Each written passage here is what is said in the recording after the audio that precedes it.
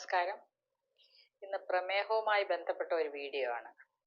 നിങ്ങൾക്കൊക്കെ പ്രമേഹം ഉള്ളവർക്കൊക്കെ വളരെ സന്തോഷം തരുന്ന ഒരു കാര്യം. നല്ല ഒരു റെസിപ്പി, നല്ല ഒരു സൂപ്പാണ് പ്രമേഹത്തിന്. ഡയബറ്റിക് സൂപ്പ്, നല്ല ടേസ്റ്റുള്ള ഒരു ഡയബറ്റിക് സൂപ്പ്. ഓക്കെ, അപ്പോൾ ഇത് കുറേ നാളായല്ലേ നമ്മളിപ്പം ഈ പ്രമേഹത്തിൻ്റെ നല്ല റെസിപ്പികൾ തയ്യാറാക്കിയിട്ട് കുറേ നാളായി.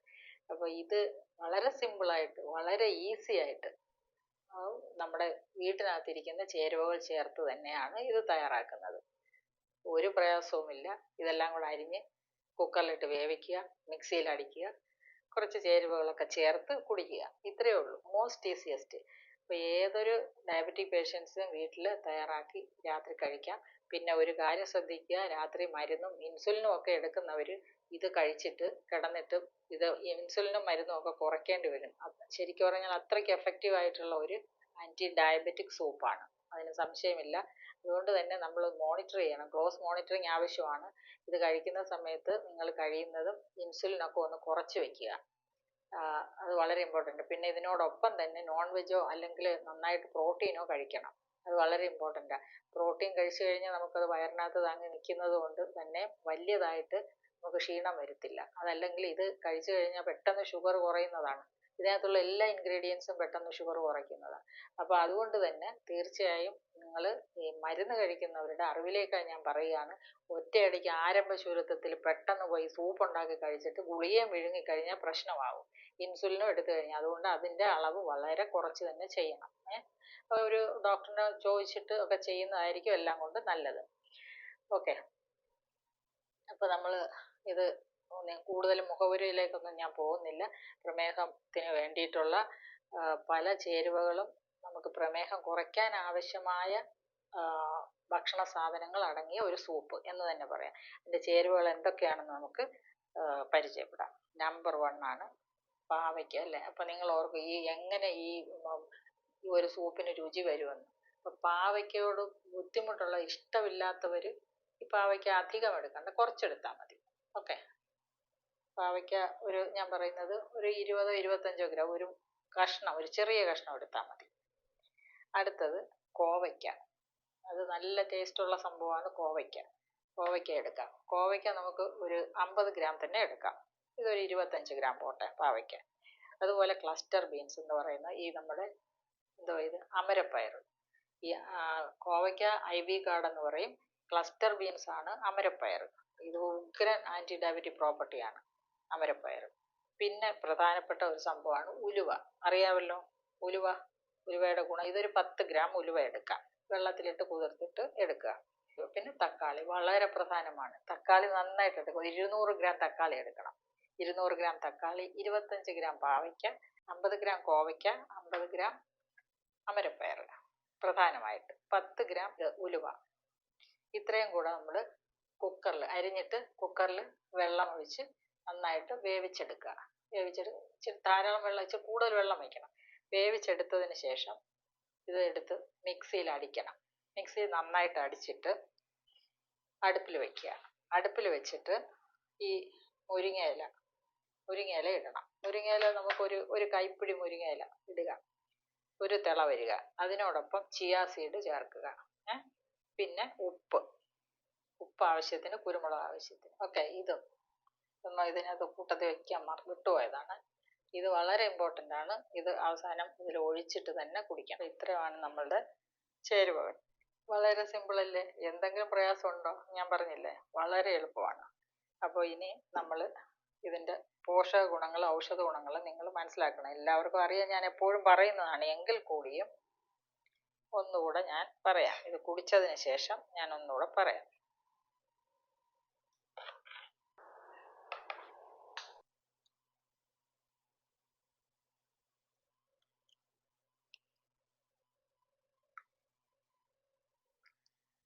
നല്ല രുചിയുണ്ട് കേട്ടോ, ചുമ്മാ പറയുന്നതല്ല. നിങ്ങൾ വിചാരിക്കും ഈ മാഡത്തിന് വേറെ പണിയൊന്നുമില്ല, എന്ത് കഴിച്ചാലും നല്ല രുചിയാണ്, സ്വന്തമായിട്ട് ഉണ്ടാക്കിയിട്ട് സ്വന്തമായിട്ട് കഴിച്ചിട്ട് ഭയങ്കര രുചിയാന്ന് പറയും, ഇല്ലേ? നിങ്ങൾ വിചാരിക്കില്ലേ അങ്ങനെ പറയുന്ന ഒരു മാഡം? കുഴപ്പമില്ല, നിങ്ങൾ എന്തെങ്കിലും വിചാരിച്ചോ, എൻ്റെ സ്വഭാവം ഇങ്ങനെയൊക്കെയാ. അപ്പോൾ നല്ല സൂപ്പർ സൂപ്പ് കേട്ടോ. ഇത് നിങ്ങൾ ഉണ്ടാക്കി കഴിക്കണം. എന്നിട്ട് തന്നെ അതിൻ്റെ ഫീഡ്ബാക്ക് അറിയിക്കണം. ഈ പാവയ്ക്ക മാത്രം വലിയ കയ്പുള്ള പാവയ്ക്ക മേടിക്കരുത്. പിന്നെ പാവയ്ക്ക ഇഷ്ടമില്ലാത്തവരും കയ്പ് ഇഷ്ടമുള്ളവരുണ്ട്, അവർക്ക് ഭയങ്കര ഇഷ്ടപ്പെടും. പാവയ്ക്കയുടെ കയ്പ് ഇഷ്ടമില്ലാത്തവർ പാവയ്ക്ക മാറ്റി വെച്ചോ, ബാക്കിയെല്ലാം കൂടി ചേർത്തിട്ടങ്ങ് തയ്യാറാക്കിയാൽ മതി കേട്ടോ. അപ്പോൾ നമുക്ക് ഓരോന്നിനായിട്ട് ഇതിൻ്റെ ന്യൂട്രീഷൻ ക്വാളിറ്റിയാണ് ആദ്യം പരിചയപ്പെടേണ്ടത്. പാവയ്ക്ക, ഇതിനകത്ത് ഒരു ചെറാൻറ്റിൻ എന്ന് പറഞ്ഞൊരു പോളിപെപ്റ്റൈഡ് ഉണ്ട്. വളരെയധികം ആൻറ്റി ഡയബറ്റിക്, പ്രമേഹത്തിനെ കൺട്രോൾ ചെയ്യാൻ സഹായിക്കുന്ന പ്രധാനപ്പെട്ട ഒരു ചേരുവ ഇതിനകത്തുണ്ട്. അതാണ് ആ കയ്പ് വ്യത്യാസം. പിന്നെ അതുകൊണ്ട് തന്നെ ഈ ബ്ലഡ് ഷുഗർ സ്പൈക്സ് വരത്തില്ല പ്രമേഹത്തിൽ. പിന്നെ ഫൈബർ കണ്ടന്റ്, ഫൈബർ കുറവാണ്, 1 ഗ്രാമേ ഉള്ളൂ ഒരു 100 ഗ്രാമിൽ. പക്ഷെ കലോറിഫിക് വാല്യൂ വളരെ കുറവാണ്, 21 കലോറിയേ ഉള്ളൂ 100 ഗ്രാമിൽ. പിന്നെ ഇതിനകത്ത് പ്രധാനപ്പെട്ട ഒരു എക്സെപ്ഷണൽ ആയിട്ടുള്ള ഒരു കാര്യം എന്ന് പറയുന്നത്, ഇതിനകത്ത് വൈറ്റമിൻ കെ അടങ്ങിയിട്ടുണ്ട്. Vitamin C, vitamin A, vitamin K, iron, folic acid, അതുപോലെ മറ്റുള്ള മഗ്നീഷ്യം, മാംഗനീസ്, അങ്ങനെയുള്ള കുറേ മിനറൽസും നന്നായിട്ട് അടങ്ങിയിട്ടുണ്ട്. നമ്മൾ എടുത്തു പറയേണ്ട ഏറ്റവും പ്രധാനപ്പെട്ട ഇതിൻ്റെ ഒരു ഗുണമാണ് പ്രമേഹം കൺട്രോൾ ചെയ്യുക എന്നുള്ളത്. എല്ലാവർക്കും അറിയാം. പാവയ്ക്ക ജ്യൂസ് കുടിക്കുന്ന ആളുകൾ, കഷ്ടപ്പെട്ട് കരഞ്ഞ് ജ്യൂസ് കുടിക്കുന്ന ആളുകൾ നന്നായിട്ട് എനിക്കറിയാം, ഒത്തിരി പേര്. പിന്നെ ഇത് കൊളസ്ട്രോൾ കുറയ്ക്കാൻ സഹായിക്കും. അതുപോലെ തന്നെ ഇമ്മ്യൂണിറ്റി, അതായത് നമ്മുടെ ശരീരത്തിൻ്റെ രോഗപ്രതിരോധ ശേഷി നന്നായിട്ട് കൂട്ടാൻ സഹായിക്കുന്നതാണ്. പിന്നെ ഈ കൂടുതലായിട്ട് രക്തഓട്ടം കൂടുന്ന അസുഖങ്ങളുണ്ടല്ലോ, അതായത് പ്ലേറ്റ്ലെറ്റ് കുറഞ്ഞു വരുന്ന അസുഖമുണ്ട്, ത്രോംബോസൈറ്റോപീനിക് പർപ്യൂറ എന്നൊക്കെ പറയും. അവിടെ ഈ വൈറ്റമിൻ കെ നമുക്ക് സപ്ലൈ ചെയ്യാം. ഇത് പാവയ്ക്ക ഒരു നല്ലൊരു ഔഷധം തന്നെയാണ്. പിന്നെ നമുക്ക് പാവയ്ക്കയുടെ മറ്റുള്ള ഗുണങ്ങൾ എന്ന് പറഞ്ഞു കഴിഞ്ഞാൽ കൊളസ്ട്രോൾ കുറയ്ക്കുന്നു, അതുപോലെ തന്നെ ഫാറ്റി ലിവർ കുറയ്ക്കാനാണെങ്കിലും, പിന്നെ പ്രമേഹം കുറയ്ക്കുന്നത് മാത്രമല്ല അമിതവണ്ണം കുറയ്ക്കാൻ. കാരണം ഇത് ലോ കലോറിഫിക് വാല്യൂ ഉള്ള ഒരു നല്ല വെജിറ്റബിൾ ആണ്. അതുകൊണ്ട് തന്നെ ഫാറ്റി ലിവറും അമിതവണ്ണവും നന്നായിട്ട് കുറയ്ക്കാൻ പാവയ്ക്കയ്ക്ക് കഴിവുണ്ട്. ഇപ്പം നമ്മളിപ്പോൾ ഡയബറ്റീസ് പറയുന്നെങ്കിൽ ഈ പച്ചക്കറികളെയൊക്കെ പരിചയപ്പെടുകയല്ലേ, അതുകൊണ്ടാണ് എല്ലാം ഞാൻ പറഞ്ഞത്. പിന്നെ അതുപോലെ തന്നെ വളരെ പ്രധാനപ്പെട്ട ഒരു ചേരുവയുള്ളതാണ് ഈ ക്ലസ്റ്റർ ബീൻസ്. അത് നമ്മുടെ അമരപ്പയർ. ഇതാണെങ്കിൽ ഒരു വലിയ വില പോലും ഇല്ലാത്തതാണ്, പക്ഷെ ഭയങ്കര ഗുണമാണ്. പ്രമേഹത്തിന് നമ്പർ 1 സാധനമാണ്. ഇതിനകത്ത് അടങ്ങിയിരിക്കുന്ന കുറേ ചേരുവകൾ, ഇത് ഈ ഫൈബർ കണ്ടന്റ് ഇതിൽ വളരെ കൂടുതലാണ്. ഏകദേശം 3.7 ഗ്രാം ഫൈബർ ഉണ്ട് 100 ഗ്രാമിൽ. അപ്പോൾ നമ്മളൊരു 50 ഗ്രാം എടുക്കുമ്പോൾ തന്നെ കുറച്ച് ഫൈബർ വന്നു. അത് നമ്മുടെ മൈക്രോഫ്ലോറയുടെ ഭക്ഷണമായിട്ട് മാറുകയും ഇൻസുലിൻ സ്പൈക്സ് കുറയ്ക്കുകയും, ഇൻസുലിൻ പെട്ടെന്ന് ഇൻസുലിൻ വളരെ സാവധാനമേ പാൻക്രിയാസിൽ നിന്ന് ഇറങ്ങി വരുള്ളൂ. അതാണ് ഇൻസുലിൻ സ്പൈക്സ് കുറയ്ക്കുന്നു. അതുപോലെ ഷുഗർ കൺട്രോളിലാക്കി നിർത്തും. ബ്ലഡ് ഷുഗർ എപ്പോഴും വളരെ slow release of blood sugar ആയിരിക്കും ബ്ലഡിലേക്ക് പോകുന്നത്. ആഹാരം ദഹിച്ചെടുക്കാൻ വേണ്ടി സമയമെടുക്കും. അതായത് ഗ്യാസ്ട്രിക് എംറ്റി, നമ്മളുടെ ആമാശയത്തിൽ നിന്നും ഭക്ഷണം വെളിയിലേക്ക് പോകാനായിട്ട് സമയമെടുത്തിട്ടായിരിക്കും അത് വളരെ സാവധാനം. Slow gastric release of sugar ആണ് വരുന്നത് ബ്ലഡിലോട്ട്. അപ്പോൾ അതാണ് ഇതിൻ്റെ ആൻറ്റി ഡയബറ്റിക് പ്രോപ്പർട്ടി ആയിട്ട് നമുക്ക് പറയാൻ പറ്റുന്നത്.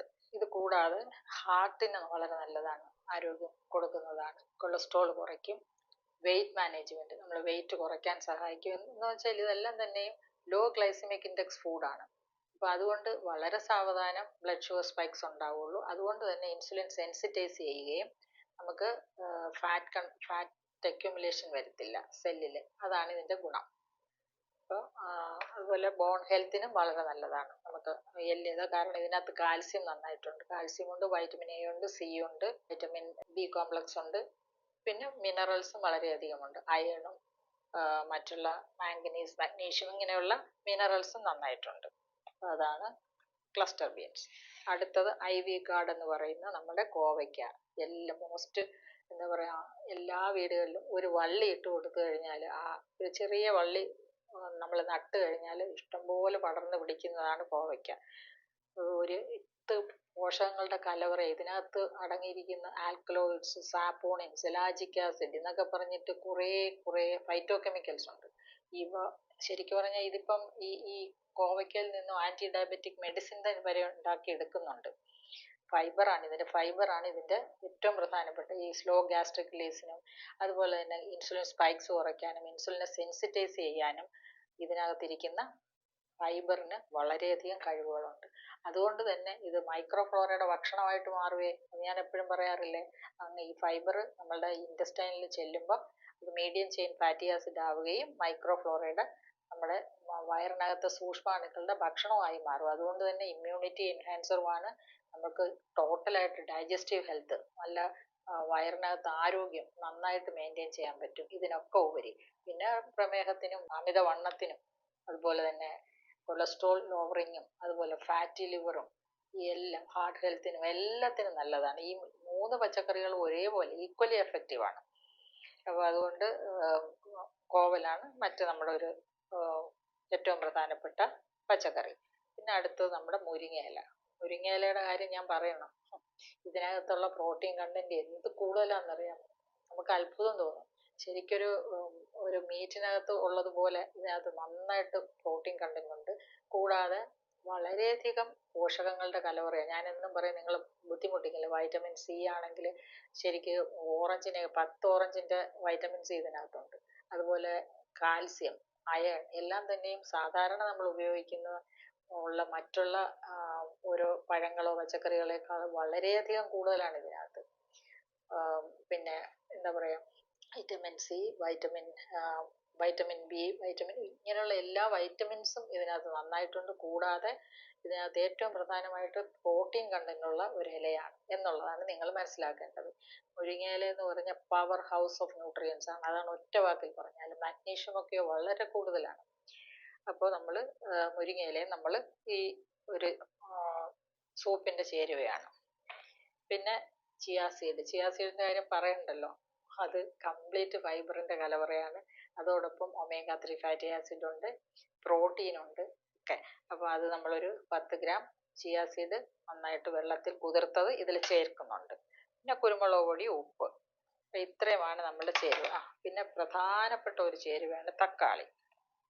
തക്കാളി നമ്മൾ ആദ്യം പറഞ്ഞല്ലോ, 200 ഗ്രാം തക്കാളി എടുക്കണം. എന്തുകൊണ്ടാണ്? ഇതിന് കലോറി വളരെ കുറവാണ്. 10-17 കലോറിയേ ഉള്ളൂ. 200 എന്ന് പറയുമ്പോൾ ആകെ 34 കലോറി വരും. ഇതും അതുപോലെ ലൈക്കോപ്പീൻ ആന്റി ഓക്സിഡന്റിന്റെ കലവറയാണ്. ആന്റി ക്യാൻസറസ് ആണ്. പിന്നെ law glycaemic index ഫുഡുമാണ്.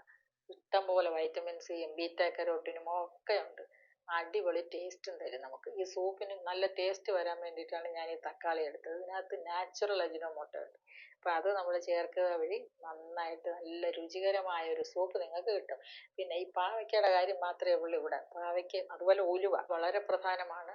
ഉലുവയിൽ anti diabetic പ്രോപ്പർട്ടിയുടെ കലവറയാണ്. ഇതിന്റെ ഫൈബറും വളരെ ഈ കൊളസ്ട്രോൾ ലോവറിങ്ങും ഷുഗർ ലോവറിങ് ആയിട്ടുള്ള ഫൈബർ ഇതിനകത്ത് വളരെ കൂടുതലുണ്ട് ഉലുവയിൽ.